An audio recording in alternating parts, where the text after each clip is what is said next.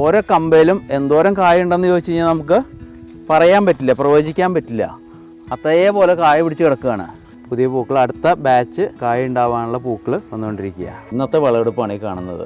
Average 8 gram കായ് വരും, 4 ഗ്രാമിൽ നിന്ന് 6 ഗ്രാം പത്രി വരും. ഇന്ന് റൗണ്ട് ലീഫ് എന്ന ഒരിനം ജാതിയെ പറ്റിയാണ് നമ്മൾ പരിചയപ്പെടുന്നത്. അപ്പോൾ നമുക്ക് അതിൻ്റെ വിശേഷങ്ങളിലേക്ക് കടക്കാം. തൃശ്ശൂർ പട്ടിക്കാട് പോൾസൺ നിരപ്പേൽ നഴ്സറിയിൽ വന്നിരിക്കുകയാണ്. റൗണ്ട് ലീഫ് ജാതി തൈകളെ പറ്റി പരിചയപ്പെടുന്നതിനാണ് എത്തിച്ചേർന്നിട്ടുള്ളത്. ഈ റൗണ്ട് ലീഫ് ജാതി തൈകൾ എന്ന് പറയുമ്പോൾ ലോകത്താകമാനം നോക്കിയാൽ ഏറ്റവും അധികം കൃഷി ചെയ്യപ്പെടുന്ന സിംഗിൾ വെറൈറ്റി എന്ന് പറഞ്ഞാൽ റൗണ്ട് ലീഫാണ്. നമ്മുടെ വൈക്കത്തു നിന്നാണ് അത് തമിഴ്നാട്ടിലോട്ട് എത്തിച്ചേർന്നിരിക്കുന്നതാണ് അവർ പറയുന്നത്.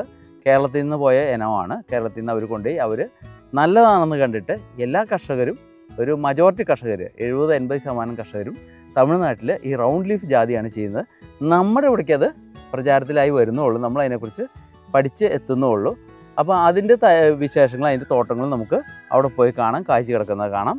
അതേപോലെ തന്നെ അതിൻ്റെ ബഡ്വുഡാണ് ഈ കാണുന്നത്. അതിൻ്റെ തൈകൾ നമ്മൾ 400 രൂപയ്ക്കാണ് വിൽക്കുന്നത്. ഇവിടെ നമ്മളിപ്പോൾ എത്തിച്ചേർന്നിട്ടുള്ളത് പൊള്ളാച്ചി ആനമലയിലുള്ള ബാലു സാറിൻ്റെ ജാതിത്തോട്ടത്തിലാണ്.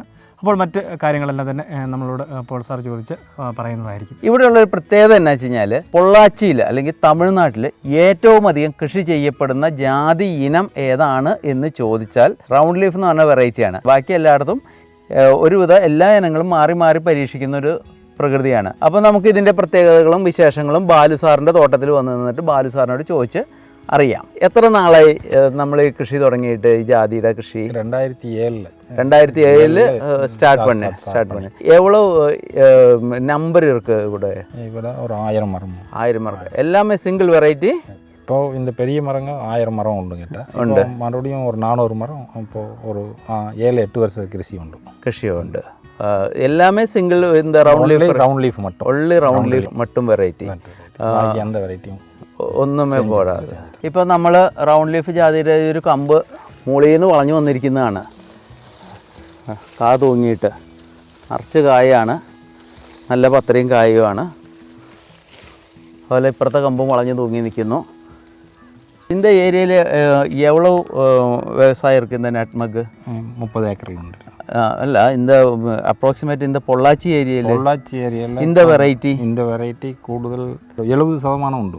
70% மட்டுமே உண்டு. ரவுண்ட் லீஃப் மட்டும்தானே. ஓகே. இது எங்கேருந்து கிடச்சி இந்த வெரைட்டி ஃபஸ்ட்டு? இந்த வெரைட்டி எனக்கு ஓவிஆர் தோட்டத்திலேருந்து. ஓவிஆர் தோட்டத்தில். அவருக்கு எங்கேருந்து கிடச்சதுன்னு தெரியுமா? அவர் கேரளாலேருந்து எடுத்து. அவருக்கு ஜோசின்னு ஒரு ஏட்டன் உண்டு. அவர் தான் பட் ஆகிட்டு முதல்ல சீலிங்ஸ் பண்ணி அப்புறம் அதிலேருந்து தேர்வு செஞ்சு அவர் அங்கே ஓவிஆர் கட்டி கொடுத்து பின்ன அதே ஆள் இங்கே வந்து தான் நம்மளுக்கு எல்லாமே கட் பண்ணி செய்து வந்தேன். ஜோசி ஏட்டன் അല്ലേ? ഓക്കെ. அவர் தான் இந்த ரவுண்ட் லீஃப் வெரைட்டியை கேரளாலேருந்து இங்கே கொண்டு வந்தது. கேரளாவிலேருந்து இங்கே இன்ட்ரடியூஸ் பண்ணது. அவருக்கு பண்ணும்போது ஃபஸ்ட்டு ஒரு 6 செடி மட்டும்தான் கொண்டு வந்து, அது எப்படிங்கிற அந்த மணல் எடுக்கும்ல கடலோரத்தில் தண்ணி அடிச்சு, அப்போ அந்த மரங்கள்லாம் போகும்போது இவ்வளோ நல்ல மரம் போகுதுன்னு சொல்லி வெரைட்டி அங்கேருந்து தமிழ்நாட்டுக்கு கொண்டு வந்தது. അതിലിருந்து ഡെവലപ്പ് பண்ணതാണ്. Okay okay. ഞാൻ കേട്ടെ ഇത് വൈക്കത്തുനിന്ന് വൈക്കത്തുനിന്ന് എங்கே கொண்டு வந்த വെറൈറ്റി. 6 மரத்துலேருந்து டெவலப்.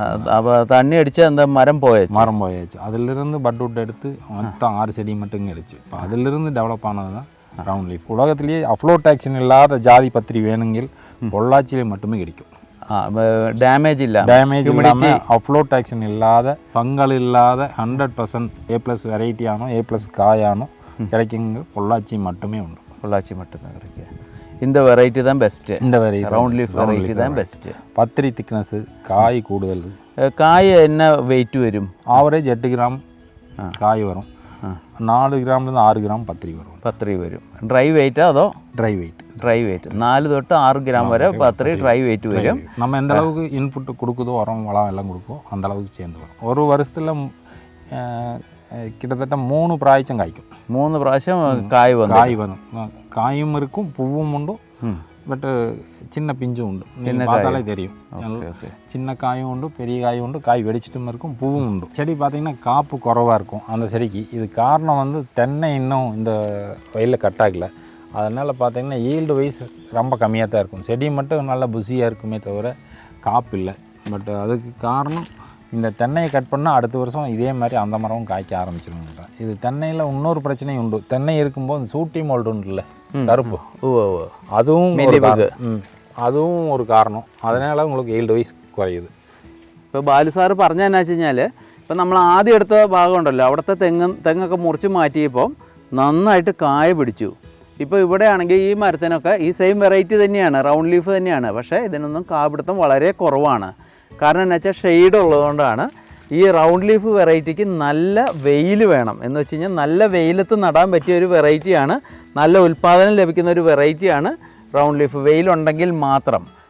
തെങ്ങിൻ്റെ ഇടയിലോ അല്ലെങ്കിൽ ഇടവേളയായിട്ടോ ചെയ്യുമ്പോൾ ഉൽപ്പാദനം കുറയും എന്നാണ് ബാലു സാറിൻ്റെ അനുഭവം വെച്ച് പറയുന്നത്. അതുകൊണ്ട് അദ്ദേഹം ഈ വശത്തേയും കൂടെ പരീക്ഷണാടിസ്ഥാനത്തിൽ അപ്പുറത്തെ വശത്തെ 600 തെങ്ങ് വെട്ടിമാറ്റി ഈ വർഷം ഈ വശത്തേയും കൂടെ 600 തെങ്ങ് വെട്ടിമാറ്റാൻ പോവുകയാണെന്നാണ് പറഞ്ഞത്. സാറേ, നമ്മൾ ഈ ജാതിക്ക് എന്താണ് നമ്മുടെ ഈ റൗണ്ട് ലീഫ് ജാതിക്ക് വളം ചെയ്യുന്നത്? കോളിവളം ഒരു വർഷം മുൻപിൽ വാങ്ങി പിന്നെ സൂപ്പർ ഇട്ട് 3 മാസം പറത്തി വെച്ചിട്ടുണ്ട്. പിന്നെ അത് മേലിടും. പിന്നെ ആട്ടുപുളക്ക ഉണ്ടല്ലോ, അത് ആട്ടുംകാട്ടം ഇടും. അതും സൂപ്പർ മിക്സ് ആയിട്ട് അത് ഇടും. പിന്നെ പൊട്ടാസ് மட்டுமே விடும். ഇയർലി വൺസാ? Yearly 3 times. 3 times 4 months once பார்த்தீங்கன்னா பொட்டாஸ் ஒரு மரத்துக்கு கிட்டத்தட்ட ஒரு 300லேருந்து 400 கிராம் கொடுக்கும். பின்ன ராசவளம்ங்கிறது எதுவுமே இல்லை, கம்ப்ளீட் ஆர்கானிக்கானோ. தோட்டத்தில் கிட்டத்தட்ட 15 மாடு உண்டு, நாட்டு மாடு, கிரு, காங்கேயம், ரெட் சிந்தி. இந்த 4-5 மாடுகளோட மூத்திரம் பூராமே எடுத்து அதையே சர்க்கரை எல்லாமே கலந்து பின்ன அப்படியே ட்ரிப்பில் விடும்போது அந்த ட்ரிப்பில் சால்ட்டு எதுவும் இருக்காது. பட் பார்த்திங்கன்னா தேவையான சத்தும் அதுக்கு வந்துடும். பட் வேறு எந்த ராசவளமும் இது கொடுத்துட்டிല്ല. இது രാസവളം ഒന്നുമേ ഇല്ല. 98லேருந்து ആർഗാനിക്കാണ്, 100% ആർഗാനിക്കാണ്. ഇത് റൗണ്ട് ലീഫിൻ്റെ തന്നെ ബാലു സാറിൻ്റെ തോട്ടത്തിലുള്ള വേറൊരു മരമാണ്. ഇത് കണ്ടോ, ഓരോ കമ്പയിലും എന്തോരം കായ ഉണ്ടെന്ന് ചോദിച്ചു കഴിഞ്ഞാൽ നമുക്ക് പറയാൻ പറ്റില്ല, പ്രവചിക്കാൻ പറ്റില്ല. അതേപോലെ കായ പിടിച്ച് കിടക്കുകയാണ്. ഇതുണ്ടോ, കമ്പുകൾ തൂങ്ങി, ഉള്ളിൽ നിന്നുള്ള കമ്പുകൾ വരെ തൂങ്ങി കായ പിടിച്ച് താഴോട്ട് കിടക്കുകയാണ്. ഇതിപ്പോൾ ഒരു കായ റൗണ്ട് ലീഫിൻ്റെ കായും പത്രിയും കൂടെ, നല്ല വലിപ്പമുള്ള കായും പത്രിയും ഇതിപ്പോൾ പൊട്ടി നമുക്ക് കിട്ടിക്കൊണ്ടിരിക്കുകയാണ്. അതേ സമയത്ത് തന്നെ ഇതുണ്ടോ, പൂവിട്ട് നിൽക്കുന്ന പുതിയ പൂക്കൾ, നിറച്ച് പൂവിട്ട് നിൽക്കുന്ന പുതിയ പൂക്കൾ, അടുത്ത ബാച്ച് കായ ഉണ്ടാവാനുള്ള പൂക്കൾ വന്നുകൊണ്ടിരിക്കുക. ഇപ്പം നമ്മൾ റൗണ്ട് ലീഫിൻ്റെ ഇന്നത്തെ വിളവെടുപ്പ്, റൗണ്ട് ലീഫ് കായയുടെ ഇന്നത്തെ വിളവെടുപ്പ്, ബാലു സാറിൻ്റെ കയ്യിലിരിക്കുന്ന കായ ദേ താഴെ കിടക്കുന്നത് കണ്ടോ. ഇതുണ്ടോ അതിൻ്റെ കായും പത്രിയൊക്കെ,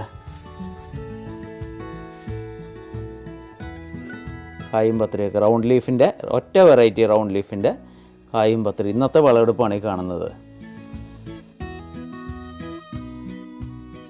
നമ്മൾ ഈ റൗണ്ട് ലീഫിൻ്റെ തൈ പ്ലാന്റ്സ് കൊടുക്കുന്നുണ്ടോ, അത് ഉണ്ടാക്കുന്നുണ്ടോ, എങ്ങനെയാണ് അതിൻ്റെ കാര്യങ്ങൾ? கிட்டத்தட்ட பொள்ளாச்சி പകുതിയില്ല ഈ കിട്ടത്തட்ட 70-80% തൈ കൊടുത്തിട്ടുണ്ട്. റൗണ്ട് ലീഫിൻ്റെ തൈ ബാലു സാറാണ് കൊടുത്തിരിക്കുന്നത്. ഓക്കെ. ഇപ്പോൾ ഈ ഇവിടെ പൊള്ളാച്ചിയിൽ കൃഷി ചെയ്തിരിക്കുന്ന 70-80% റൗണ്ട് ലീഫ് തൈകളും ബാലു സാറിൻ്റെ അടുത്താണ് കൊടുത്തിട്ടുള്ളത്. ഓക്കെ. എന്ത് വിലയ്ക്കാണ് നമ്മൾ തൈ കൊടുക്കുന്നത്? വിലയില്ല കേട്ടോ, കംപ്ലീറ്റ് ഫ്രീ ആയിട്ടാണ് കൊടുക്കുന്നത്. അപ്പം ഈ വീഡിയോ കണ്ടിട്ട് കേരളത്തിൽ നിന്നും ഒക്കെ കൃഷിക്കാർ വിളിക്കും. അപ്പോൾ അവർക്ക് എങ്ങനെയാണ് കൊടുക്കാൻ ഉദ്ദേശിക്കുന്നത്? അത് കണ്ടിപ്പായിട്ട് കൊടുക്കും. തൈയാണോ കൊടുക്കുന്നത് അതോ ബഡ് വുഡാണോ കൊടുക്കുന്നത്, എങ്ങനെയാണ്? ബഡ് വുഡ് കൊടുக்கலாம். பட் அந்த பட் வுட் கொடுக்கும்போது எனக்கு நஷ்டம் வராமல் இருக்கணும். பட் வெட்டும்போது ஒரு பட் வுட்டில் கிட்டத்தட்ட 500-600 காய் വേസ്റ്റ് ആകും.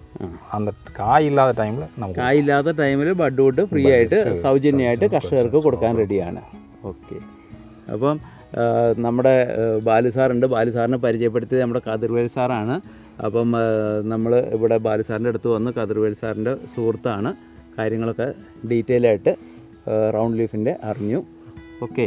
അപ്പോൾ നിങ്ങൾ തീർച്ചയായും എല്ലാമേ നല്ലത് സാർ.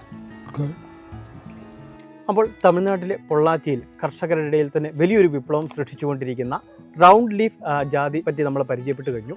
അപ്പോൾ അതിൻ്റെ തൈകളെ പറ്റിയുള്ള മറ്റ് വിശദ വിവരങ്ങളെല്ലാം പോൾസൺ സാറ് നമ്മളോട് വിശദമാക്കുകയാണ്. ഇത് റൗണ്ട് ലീഫിൻ്റെ തൈയാണ്. പൊള്ളാച്ചിയിലെ അല്ലെങ്കിൽ തമിഴ്നാട്ടിലെ കർഷകർ സജസ്റ്റ് ചെയ്യുന്നത് കൂടുതലായിട്ടും നാടൻ ജാതിയെ ബഡ് ചെയ്ത തൈകളാണ്. നമ്മളിവിടെ നാടൻ ജാതിയിലും നാട്ടുജാതിയിലും കാട്ടുജാതിയിലും ബഡ് ചെയ്ത തൈകൾ വിൽക്കുന്നുണ്ട്. 200-400 രൂപയാണ് റൗണ്ട് ലീഫിൻ്റെ തൈകളുടെ വില, ഒരു തട്ട് തൈയുടെ വില. ഈ വലിപ്പത്തിലുള്ള തൈയാണ് 400 രൂപയ്ക്ക് നമ്മൾ കൊടുക്കുന്നത്. പിന്നെ ഇത് കൂടാതെ 20ഓളം മറ്റു വെറൈറ്റികൾ നമ്മുടെ അടുത്തുണ്ട്. IISRൻ്റെ Indian Institute of Spices Research Centre develop ചെയ്ത കേരളാശ്രീ ജാതിയും വിശ്വശ്രീ ജാതിയുടെയും തൈകളുണ്ട്. സിന്ധുശ്രീ ജാതിയുടെ തൈകളുണ്ട്. അത് പൊള്ളാച്ചി തന്നെ ഉള്ളതാണ്. അതേപോലെ തന്നെ കേരള അഗ്രികൾച്ചർ യൂണിവേഴ്സിറ്റി ഡെവലപ്പ് ചെയ്ത എല്ലാ ഇനങ്ങളുടെയും തൈകളുണ്ട്. അതേപോലെ നമ്മൾ ഗോൾഡൻ ജാതിയുണ്ട്. അത് പിന്നെ കേരളത്തിലെ കാലാവസ്ഥയ്ക്കാണ് അനുയോജ്യം. ശ്രീലങ്കൻ ജാതിയുണ്ട്. അങ്ങനെ 20ഓളം വെറൈറ്റി ജാതികളുടെ തൈകൾ നമ്മൾ ഇവിടെ വിൽക്കുന്നുണ്ട്. ഹൈബ്രിഡ് ഇനങ്ങളെല്ലാം 400 രൂപയ്ക്കും ബ്രാൻഡഡ് ഇനങ്ങളെല്ലാം 300 രൂപയായിട്ടാണ് നമ്മളിവിടെ വിൽക്കുന്നത്.